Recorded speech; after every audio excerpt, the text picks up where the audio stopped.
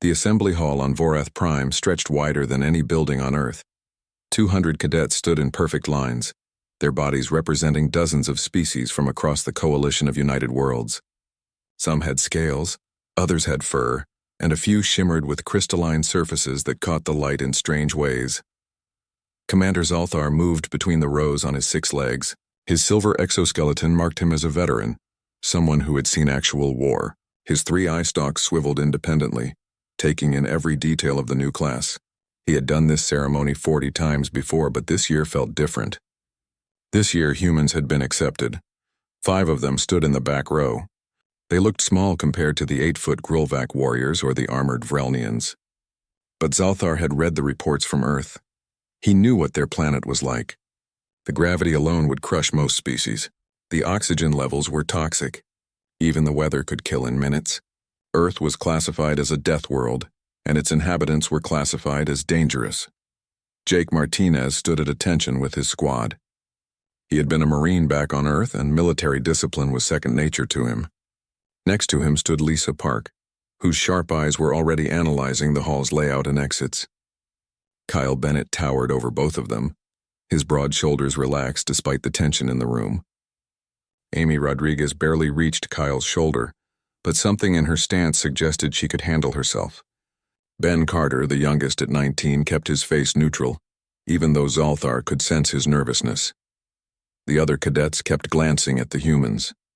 Some looked curious. Others looked worried. A few looked openly hostile.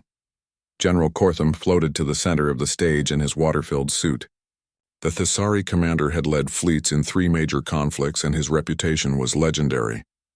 When he spoke, his words were translated into every language present. "You are here because you represent the best your worlds can offer," Kortham began. His aquatic voice bubbled through the translator. "The Coalition faces threats from all sides. Pirates raid our trade routes. The Dravix Empire pushes at our borders. Unknown dangers lurk in unexplored space. We need leaders who can face these threats and win." The cadets listened in silence. Some of the insectoid Vrelnians clicked their mandibles softly. The Korthan, with their crystalline bodies, hummed in harmonic tones. "In 3 days you will face the gauntlet," Kortham continued. "For 72 hours you will be tested in every way possible. Physical endurance, mental strength, tactical thinking, leadership under pressure. Many of you will fail. Some of you will need multiple attempts. A few will never pass at all." Zalthar watched the humans as Kortham spoke. They showed no reaction, no fear, no doubt, just calm acceptance. That worried him more than if they had looked scared. "The gauntlet has broken warriors from cultures 10,000 years old," Kortham said. "It will find your limits. It will push you past them, and it will show us who you truly are." The assembly ended and the cadets dispersed to their quarters. The humans walked together, aware of the eyes following them. "They think we're going to fail," Amy said quietly. "Let them think that," Jake replied. "We'll show them what we can do when the time comes." The next 2 days were filled with basic training exercises. The academy wanted to assess the new cadets before throwing them into the gauntlet. What they discovered about the humans shocked the instructors. In the weight room, Kyle approached a barbell loaded with what the Grulvac considered heavy. The 8-foot aliens were known for their strength. Kyle lifted the weight easily, then asked for more. The instructor had to recalibrate the equipment twice. By the end, Kyle was lifting weights that should have been impossible for someone his size. On the running track, Amy joined a group of Vrelnians for an endurance test. The insectoid aliens had 6 legs and could maintain a steady pace for hours. Amy kept up with them using only 2 legs. When the Vrelnians started to tire after an hour, Amy was barely breathing hard. She finished in the top 5%. Lisa's tactical simulation drew a crowd of observers. The scenario involved managing supply lines for a fleet during an extended campaign. Most cadets needed computer assistance for the calculations. Lisa did them in her head while explaining her reasoning to the instructors. Her solution was both simpler and more efficient than the textbook answer. Jake's combat simulation raised concerns among the senior staff. He faced a scenario designed to test decision-making under pressure. The proper response, according to doctrine, was careful analysis and methodical execution. Jake threw out the doctrine and improvised. He took risks that should have failed but somehow worked. His aggressive style won the scenario in half the expected time. Ben, despite being the youngest, demonstrated an unusual ability to read tactical situations. In a mock battle, he predicted enemy movements 3 steps ahead and positioned his forces perfectly. When asked how he knew what the enemy would do, he shrugged and said it just made sense. The alien cadets started talking among themselves. The humans were too strong, too fast, too smart. They didn't fit into any normal category. Some of the cadets became curious and tried to befriend them. Others became resentful and hostile. In the mess hall on the second evening, a group of Vrelnian cadets led by Krixtal approached the human table. Krixtal came from a noble family and carried himself with arrogance. His mandibles spread wide in the Vrelnian equivalent of a sneer. "Deathworlders," Krixtal said loudly, making sure everyone could hear. "You may be strong and fast, but that is just animal ability. The gauntlet requires intelligence, strategy, and true endurance. Your primitive world could not have prepared you for what we face here." Several other aliens clicked or hummed in agreement. The mess hall went quiet as everyone waited to see how the humans would respond. Ben started to stand up, his face flushing with anger. Jake put a hand on his shoulder and shook his head. The older Marine looked at Krixtal calmly. "We'll let our performance speak for us," Jake said simply. Krixtal seemed disappointed by the lack of reaction. He clicked something insulting in his native language and walked away with his group. The other aliens slowly returned to their meals. "Why didn't you say anything?" Ben asked quietly. "Because actions matter more than words," Jake replied. "In 3 days we'll show them what humans can do. Until then, there's no point in arguing." Lisa nodded in agreement. "They expect us to be aggressive and primitive. Let's surprise them by being professional instead." Kyle was already thinking ahead. That gauntlet they described. 72 hours of continuous testing, sleep deprivation, physical stress, impossible choices. Does that sound familiar to anyone? Amy smiled slightly. "Sounds like Hell Week at basic training." "Exactly," Kyle said. "They think it's going to break us, but we've already been through worse on Earth. This is going to be interesting." That night in the instructor's observation room, Zalthar reviewed the human performance data with General Kortham. The numbers on the screen were concerning. "Their physical capabilities exceed all projections," Zalthar said, his eye stalks focused on the graphs. "But the gauntlet is not just physical. The psychological component has broken soldiers from warrior cultures far older than humanity." Kortham's suit bubbled thoughtfully. "What concerns you, Commander?" "What if the gauntlet reveals that Deathworlders are too dangerous to integrate into our military structure?" Zalthar replied. "What if their capabilities make them incompatible with our way of warfare?" Kortham didn't answer immediately. He watched the video feeds showing the humans in their quarters. They looked relaxed, almost casual. They joked with each other and showed no signs of stress about the upcoming trial. "Perhaps that is exactly what we need to find out." Kortham said finally, "The gauntlet will show us who they truly are. Whether they are soldiers we can trust or predators we should fear." An alert chimed. The gauntlet simulation was fully prepared and ready. The trial would begin at dawn. In less than 12 hours, the humans would face the greatest test the coalition military could devise. A test designed to break the strongest warriors from 100 different worlds. What the instructors didn't understand yet was that Earth had already tested these humans in ways the coalition couldn't imagine. They had evolved on a world where everything wanted to kill them, where survival meant being faster, stronger, and smarter than the threats around them, where giving up meant death. The gauntlet was about to teach the coalition a lesson they would never forget. Humans didn't break easily, and when you pushed them to their limits, you discovered that those limits were much further away than anyone expected. Dawn came cold and gray to the simulation complex beneath the academy. The facility stretched for 50 kilometers underground, filled with every terrain and challenge the coalition could imagine. 200 cadets gathered at the entrance, their faces showing various expressions of fear and determination. The humans stood quietly among them. Jake checked his equipment one last time. Lisa reviewed the mission parameters in her head. Kyle rolled his shoulders, loosening muscles. Amy's eyes scanned the other cadets, noting who looked confident and who looked scared. Ben took slow breaths, the way his instructors on Earth had taught him. Commander Zalthar's voice echoed through the staging area. "You will be divided into 40 squads of 5 cadets each. The species composition is random. You will have one goal: survive for 72 hours while completing mission objectives. Medical teams are standing by." If you are severely injured, you will be extracted. If you quit, you will be extracted. Either way, you fail. The cadets were sorted into their squads. The humans noticed immediately that they had been separated. Each of them was assigned to a different squad with 4 aliens. It was clearly intentional. Jake found himself in Squad 7 with a Korthan named Velthar, 2 Vrelnians, and a Grulvak. Velthar's crystalline body glowed softly as he introduced himself as squad leader. The Vrelnians barely acknowledged Jake's presence. The Grulvak, a massive warrior named Throck, nodded respectfully but said nothing. Lisa was placed in Squad 12. Her squadmates made it clear they questioned having a human among them. One of them, a Thessari in a mobile water suit, openly stated that Deathworlders were unpredictable and dangerous.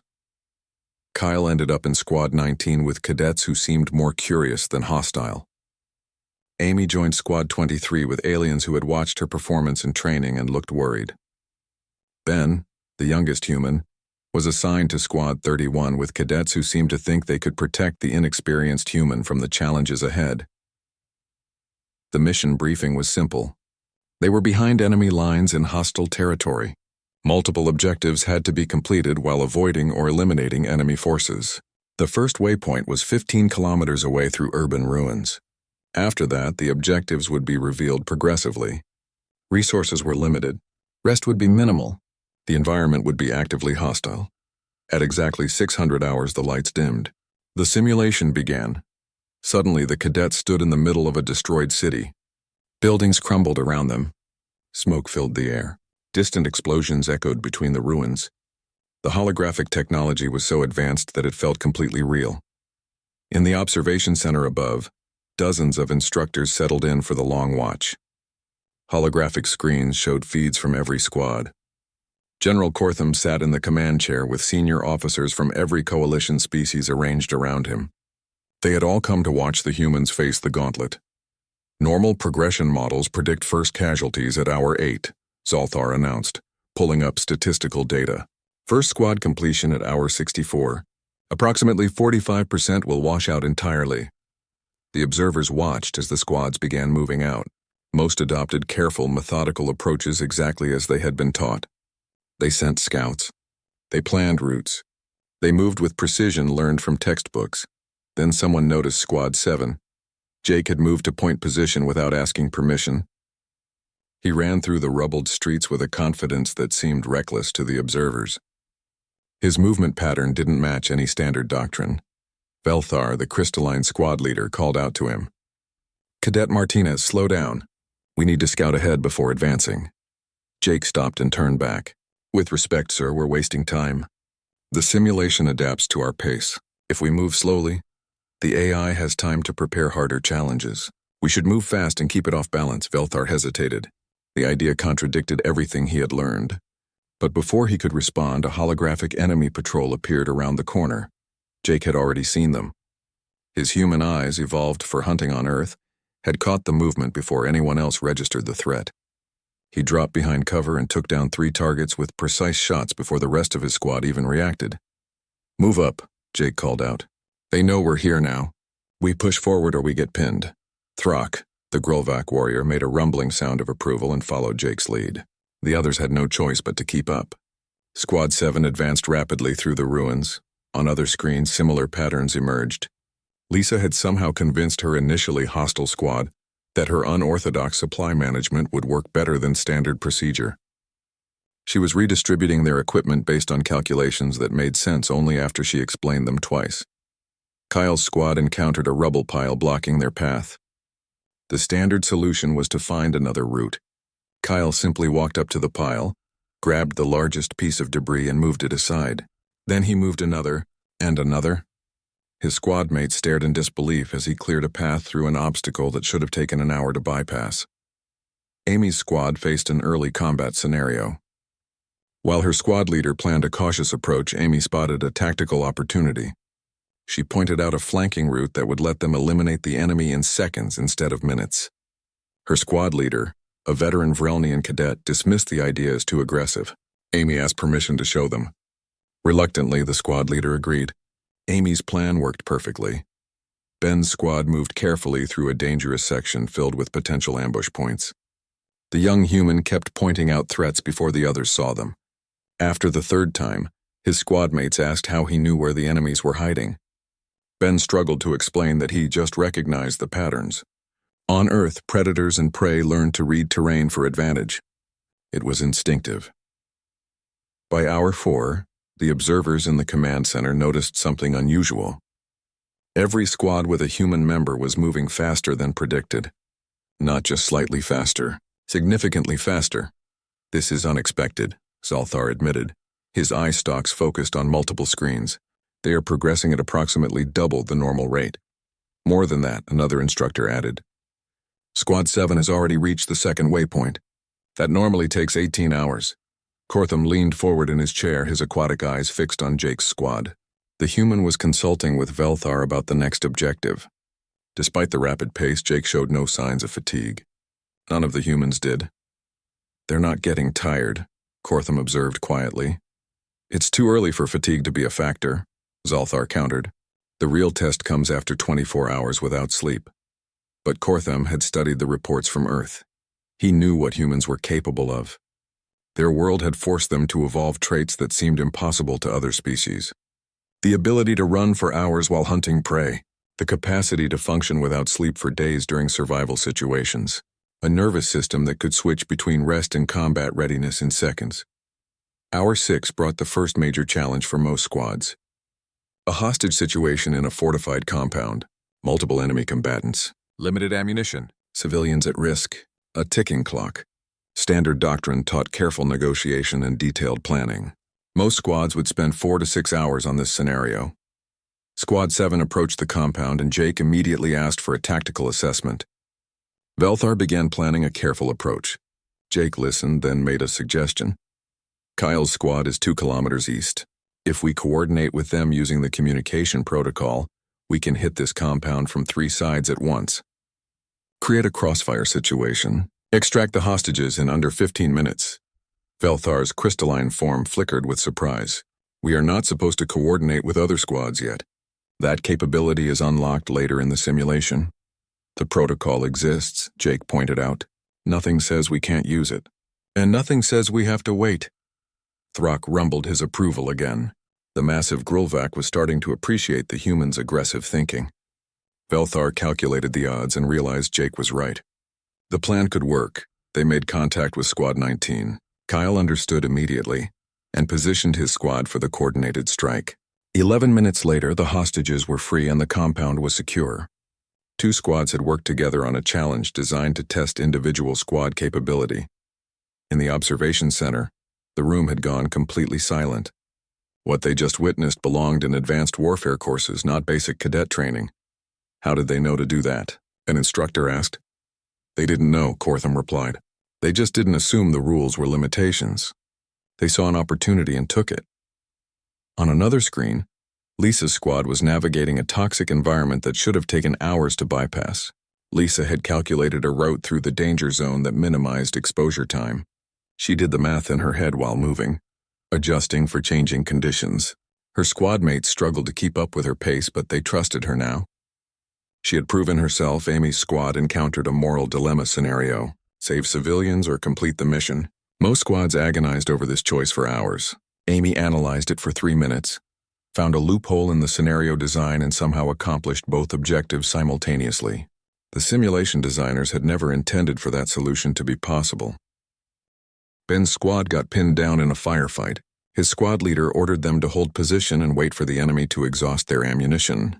Ben suggested a different approach, a flanking maneuver that required running 3 kilometers through rough terrain in under 12 minutes. His squad mates said it was impossible. Ben said it was standard tactical pace for human infantry. When 2 of his squad mates collapsed from exhaustion halfway through, Ben carried them both without slowing down. Hour 10 passed, then hour 15, then hour 20. The humans showed fatigue now, but they were still operating at full efficiency. The alien cadets in their squads were struggling. Some were injured. Many were exhausted. But the humans kept pushing forward, and their determination inspired their squad mates to keep trying. By hour 25, something unprecedented began to happen. Squad 7 approached the final waypoint, the extraction zone that represented completion of the gauntlet. They had been moving for just over a day. The record for completing the gauntlet was 72 hours. Most cadets took longer. The simulation AI seemed confused. It asked Squad 7 to confirm their arrival. Velthar did so, his crystalline voice showing his own disbelief. Jake asked a simple question. Do we wait here for the others, or is there an additional challenge? In the observation center, no one could speak. On the screens, the other 4 human-led squads were approaching their own final objectives. They would all arrive within the next few hours. The humans had completed a 3-day trial in barely more than 1 day. And they had done it while helping their alien squad mates keep up with a pace that should have been impossible. The observation center had become crowded. Word had spread through the academy that something unprecedented was happening in the gauntlet. Instructors who should have been sleeping or teaching other classes had abandoned their duties to watch the screens. Senior officers from visiting coalition fleets stood in the back, their various forms of communication creating a constant buzz of sound. All eyes were on the holographic displays showing 5 squads approaching or already at the extraction zones. Squad 7 had arrived first at hour 28. Jake and his team stood in the designated safe zone, weapons ready, still alert despite having pushed themselves harder than any cadet in academy history. Velthar's crystalline body had dimmed with exhaustion, but he stood tall. Throck leaned against a wall, his massive chest heaving. The 2 Vrelnians had collapsed the moment they reached safety. But they had made it. Lisa's Squad 12 arrived at hour 29. Her squad mates looked like they had been through a war. The Thessari in the water suit had cracked his helmet and was leaking fluid. Another cadet had injured her leg, but Lisa moved among them, checking injuries, distributing the last of their supplies, still sharp and focused. Kyle's Squad 19 came in at hour 30. The big human was carrying equipment for 3 cadets who had exhausted themselves trying to keep up with his pace. He set the gear down carefully and only then allowed himself to sit. Amy's Squad 23 made it at hour 31. She was the only member still on her feet. The others had pushed themselves past their limits trying to match her intensity.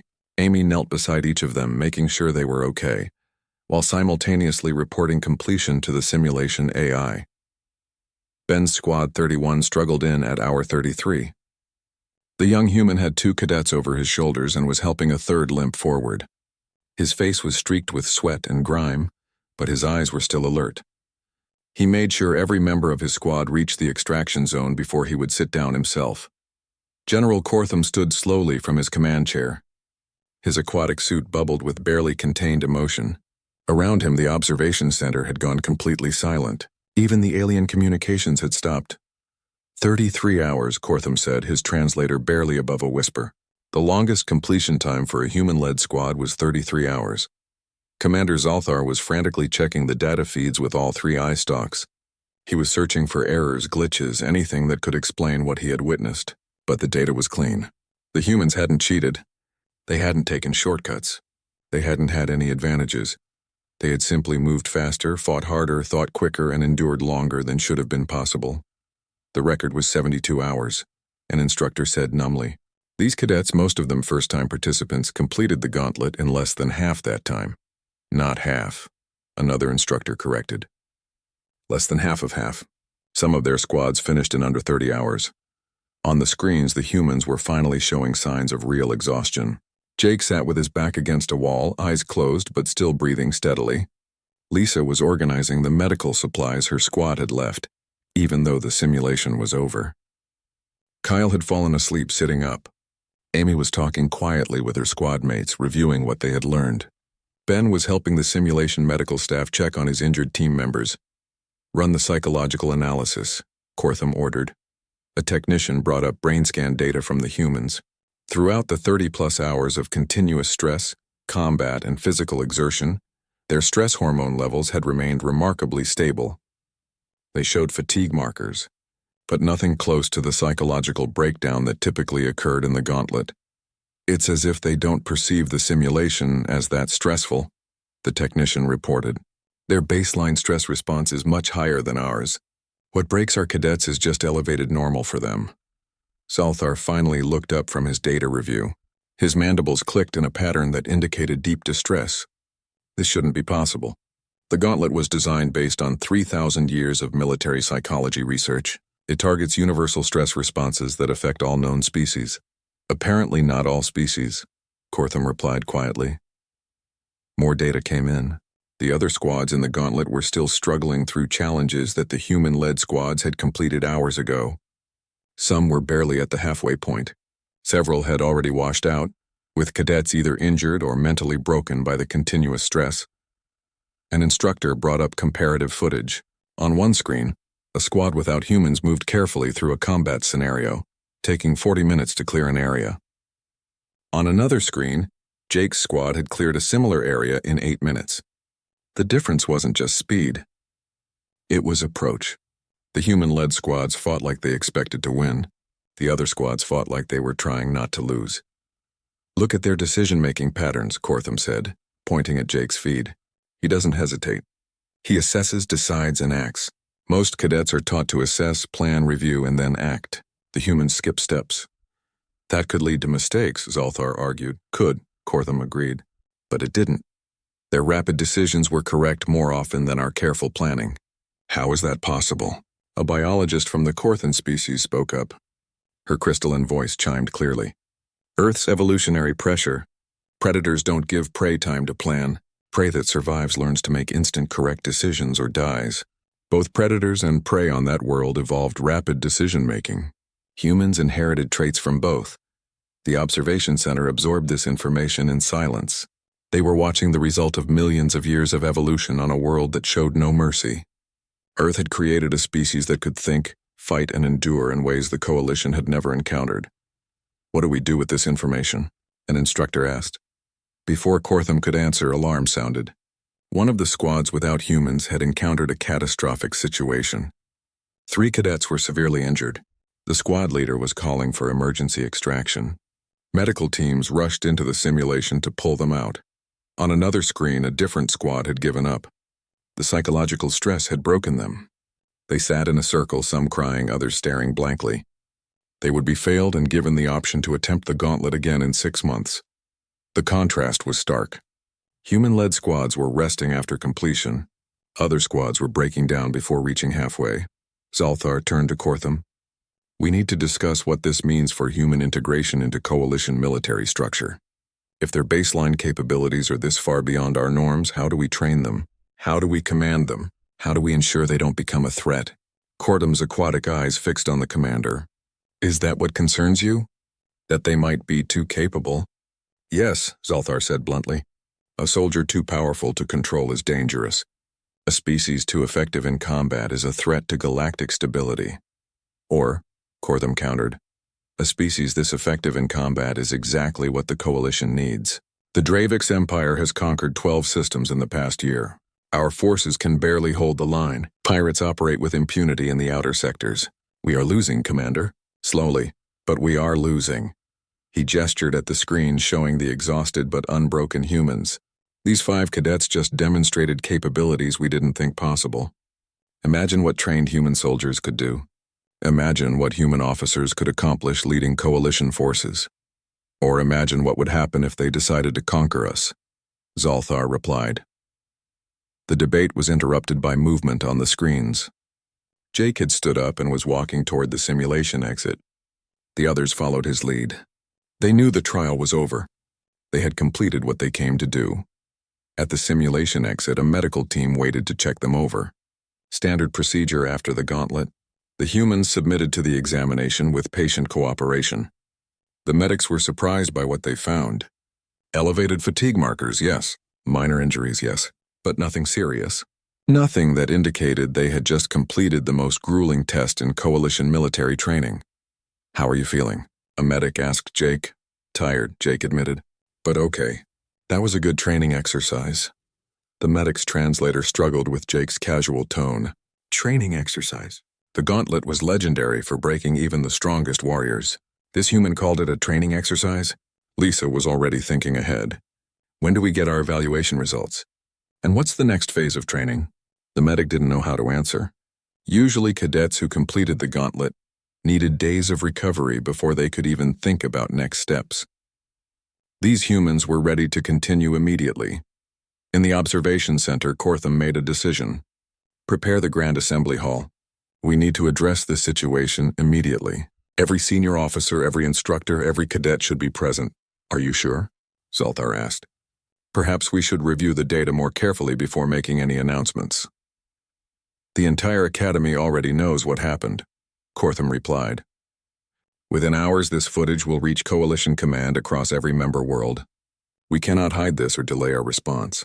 We must decide now what humanity's role will be in the Coalition military.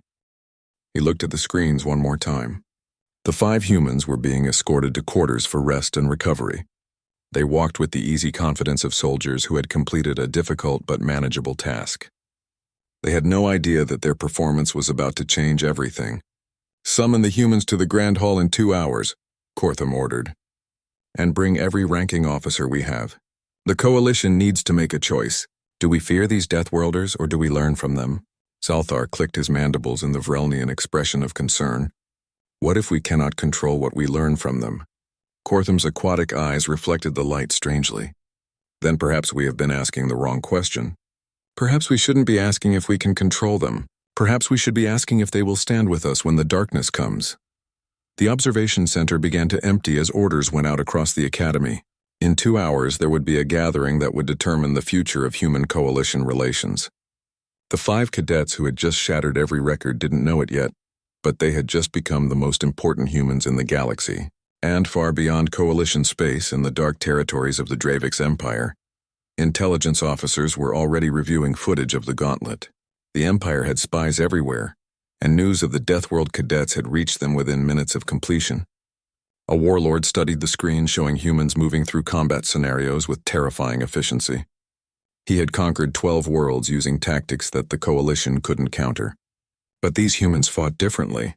They didn't follow the predictable patterns that made Coalition forces easy to defeat.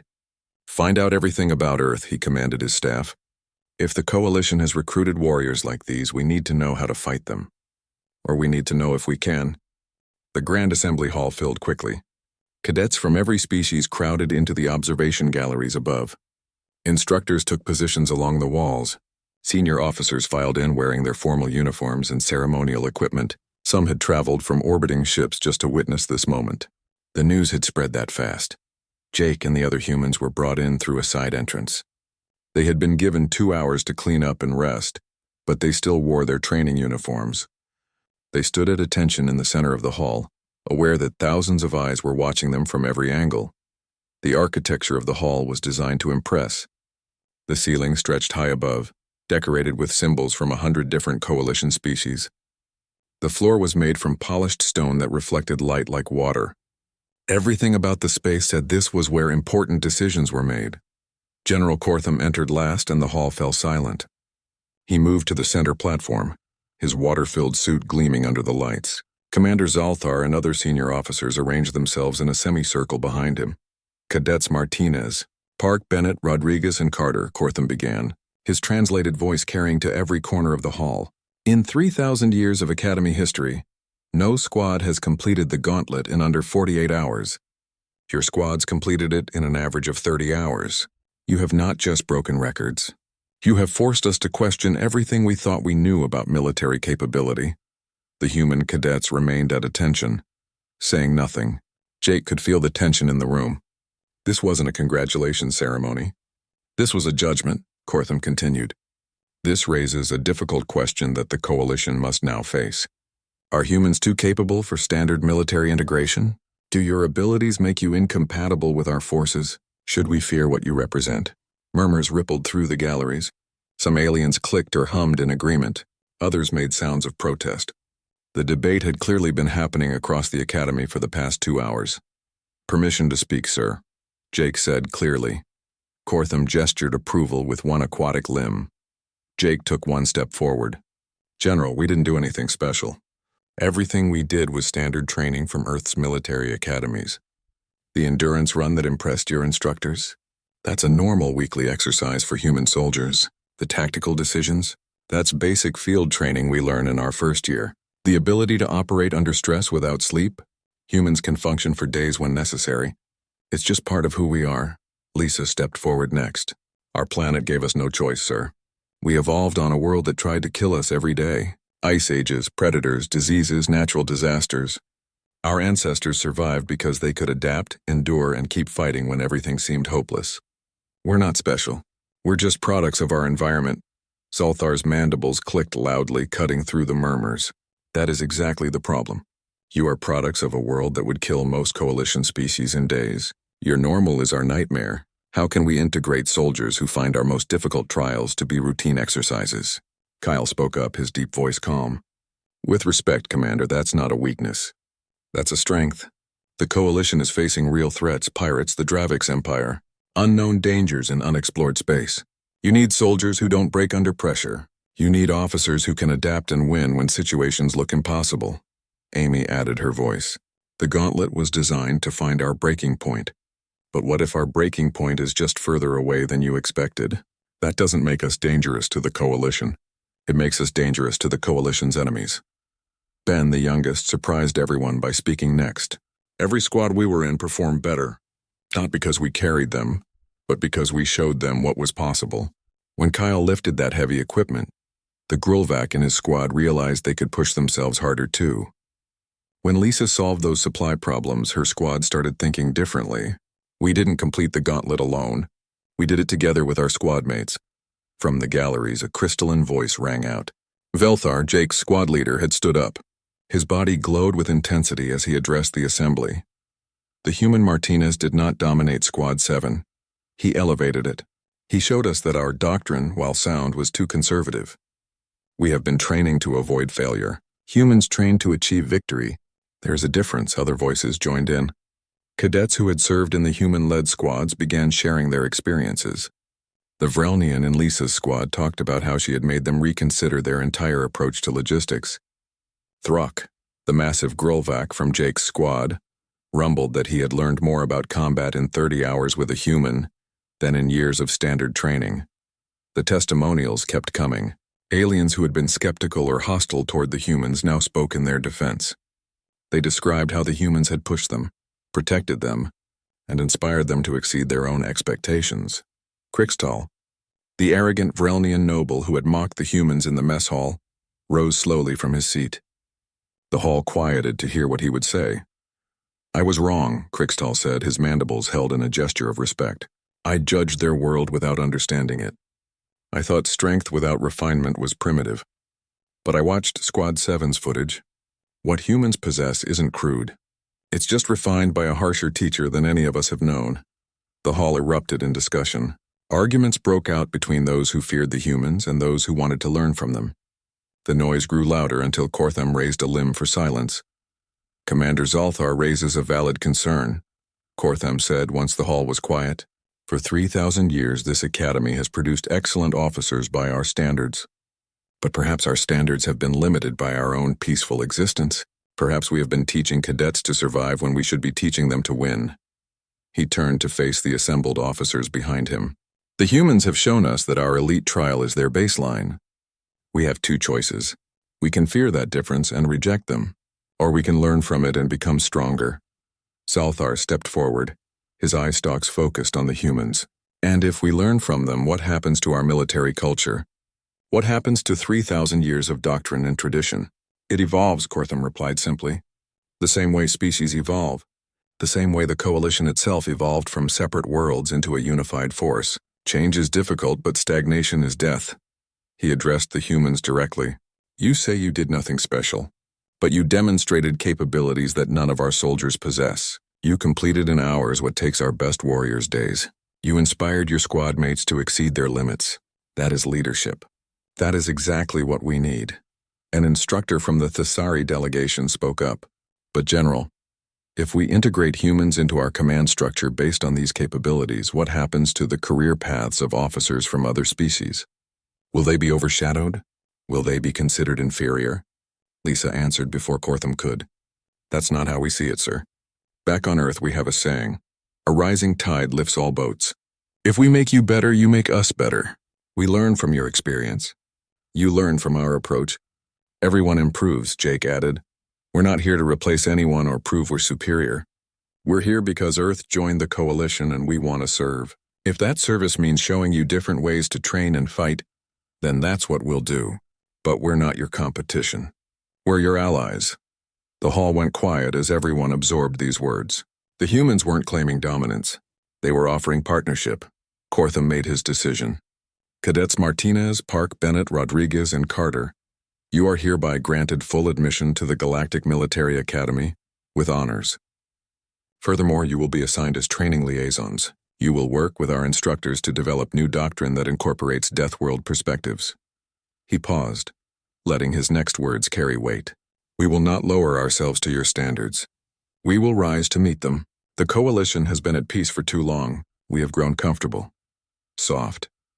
The threats we face require warriors who remember what it means to fight for survival. You will help us remember.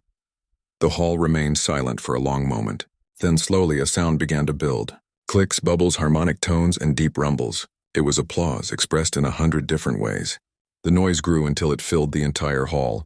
The human cadets stood at attention, but Jake allowed himself a small smile. They had passed more than just the gauntlet. They had passed judgment by an entire civilization that had feared them. As the assembly began to break up, cadets from various species approached the humans. Some wanted to ask questions. Others wanted to thank them. A few wanted to issue friendly challenges for future training exercises. Crixtal approached Jake carefully. The proud Vrelnian seemed smaller now, less arrogant. I spoke poorly of you before the gauntlet. I apologize. I did not understand what Deathworlders truly were. Jake extended his hand in the human gesture of peace. Crixtal carefully touched his manipulator to Jake's palm. Everyone's dangerous until you get to know them, Jake said. On Earth, we learned to work with nature instead of against it. Maybe that's what the Coalition needs to learn about humans. We're not here to conquer you. We're here to stand with you. As the humans left the hall surrounded by curious alien cadets, Lisa quietly said to the others, Did you notice? They're already looking at us differently. Not with fear, with respect. About time, Amy replied with a slight grin. Kyle chuckled. They called it a 3-day trial. For them, it was supposed to be hell. For us, it was just another Tuesday. Ben laughed. Let's not tell them about actual Hell Week at basic training. They'd probably cancel our admission. The 5 humans walked through the academy corridors with new purpose. They had proven themselves not just as individuals, but as representatives of their entire species. They had shown the galaxy that Earth's warriors could be trusted, respected, and valued. What none of them knew yet was that their performance had been transmitted beyond the academy. Across Coalition space, military leaders were watching the footage and recalculating their strategies. And beyond Coalition borders in the dark territories of the Dravix Empire, a warlord was learning to fear a species he had never encountered before. The age of human warriors in galactic warfare had begun. 3 days after the assembly, the academy had transformed. The 5 humans found themselves at the center of a revolution in military thinking that spread faster than anyone expected. Every morning brought new requests from instructors wanting to observe human training methods. Every afternoon saw alien cadets asking to train alongside them. Every evening brought meetings where senior officers debated how to integrate Deathworld tactics into Coalition doctrine. Jake stood in a training hall with 20 cadets from 6 different species. They had volunteered to participate in what the humans called basic conditioning. The exercise was simple by Earth standards, a 5-kilometer run followed by strength training and combat drills. No breaks, continuous movement for 2 hours. This is your standard daily exercise? A Vrelnian cadet asked, mandibles clicking with disbelief. This is light training, Jake admitted. On Earth, we do this as a warm-up before the real work begins. The cadets exchanged glances. Half of them looked excited. The other half looked terrified. But they all lined up when Jake gave the signal to start. 2 hours later, every alien cadet was exhausted but exhilarated. They had pushed themselves harder than ever before and survived. More importantly, they had kept up with a human, even if just barely. The impossible had become possible simply because someone showed them it could be done. Across the academy, Lisa was working with a group of logistics instructors. She had been asked to explain her supply management calculations from the gauntlet. What started as a simple explanation had turned into a complete redesign of Coalition supply chain doctrine. You assume perfect conditions? Lisa told the instructors, pulling up holographic models. Your supply lines are planned for ideal scenarios. But war isn't ideal. Resources get destroyed. Routes get cut off. You need redundancy and flexibility built in from the start. A Corthan instructor's crystalline form hummed thoughtfully, but that requires significantly more resources up front. Command would never approve such waste. It's not waste if it means your forces don't starve when a supply depot gets bombed, Lisa countered. On Earth, we learn to plan for the worst case and hope for the best case. You've been doing the opposite. The instructor considered this, then began recalculating models based on Lisa's worst-case scenarios. The results showed that coalition forces had been operating on dangerously thin margins for years. One major disruption could collapse entire supply networks. Lisa's approach, while resource-intensive, was far more resilient. Kyle had drawn a different assignment. The Academy's combat instructors wanted to understand how humans fought. They had watched the gauntlet footage and noticed that human combat style didn't match any known doctrine. It was aggressive but controlled, fast but precise, overwhelming but efficient. In the Combat Simulation Center, Kyle faced off against Throck, the massive Grulvac warrior from his gauntlet squad. The 8-foot alien outweighed Kyle by nearly 200 pounds and had reach advantages that should have been decisive. Standard doctrine said the smaller fighter should use speed and distance to compensate. Kyle ignored standard doctrine. He closed distance immediately, got inside Throck's reach, and used leverage to put the giant warrior on the ground in seconds. The watching instructors made sounds of shock. That shouldn't have worked. Humans evolved as persistence hunters, Kyle explained, helping Throck back to his feet. We're not the strongest or the fastest, but we're really good at using what we have efficiently. Every movement has a purpose. No wasted energy. Maximum effect from minimum effort. Throck rumbled his approval. Fight smarter, not just harder. I understand now. Amy had been assigned to tactical development. Her ability to find unconventional solutions to supposedly impossible problems had caught the attention of the Academy's Strategic Planning Division. They wanted to know how she thought. You look at a problem and immediately see what everyone else misses, a senior tactician told her. How do you train that ability? You don't train it, Amy replied. You stop training people not to see it.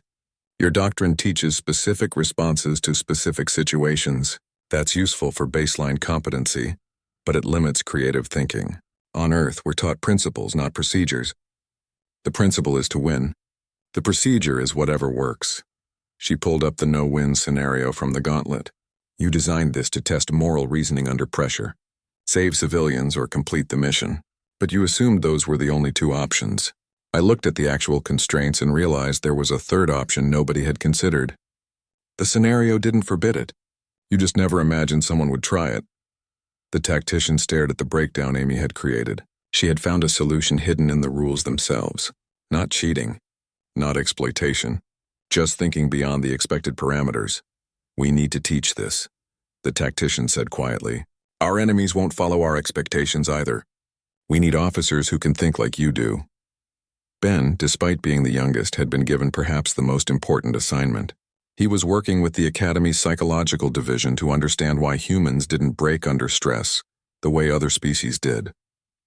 The answer had implications for training across the entire coalition.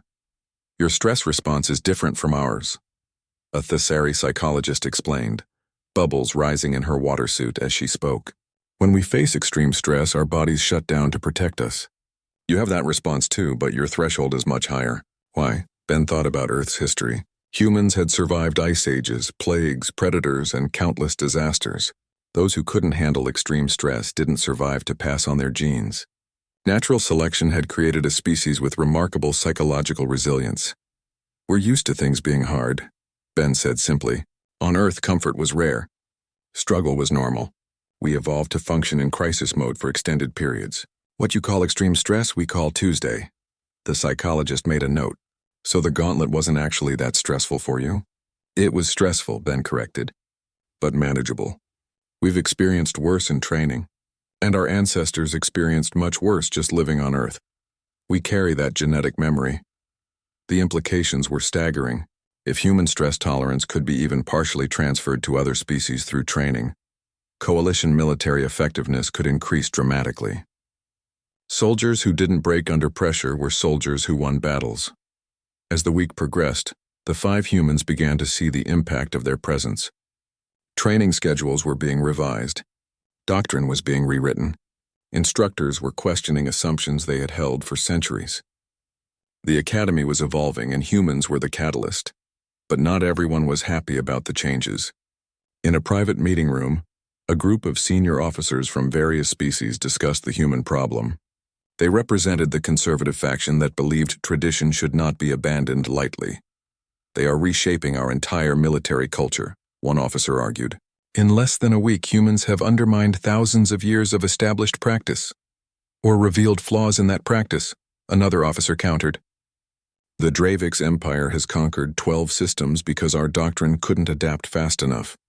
Maybe we needed someone to challenge our assumptions. But at what cost? A third officer demanded. If we adopt human methods, we become more like them. More aggressive, more willing to take risks, more comfortable with violence. Is that who we want to be? The debate continued without resolution. The truth was that the coalition faced a choice. Continue as they had been and potentially lose to more adaptive enemies, or learn from humans and risk changing their fundamental nature. Outside the academy, word of the human cadets had spread across coalition space. News networks broadcast footage of the gauntlet completion. Military forums debated the implications. Politicians argued about human integration. Everyone had an opinion about the Death Worlders who had shattered every expectation. On Earth, military command watched the footage with pride and concern. Pride that their soldiers had performed so well, concern about what would happen next. Earth was still new to the galactic stage. Every action by humans would be scrutinized and judged. The 5 cadets had become ambassadors whether they wanted to be or not. In the Dravix Empire, the reaction was different. The warlord who had first seen the gauntlet footage had shared it with the ruling council.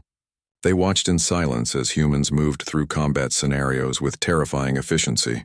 The coalition has been weak for decades, one council member said. That is why we have expanded so easily. But if they have recruited warriors like these, our expansion may be challenged. Then we must strike before they can deploy human forces widely, another council member argued, while they are still training, while they are still few in number.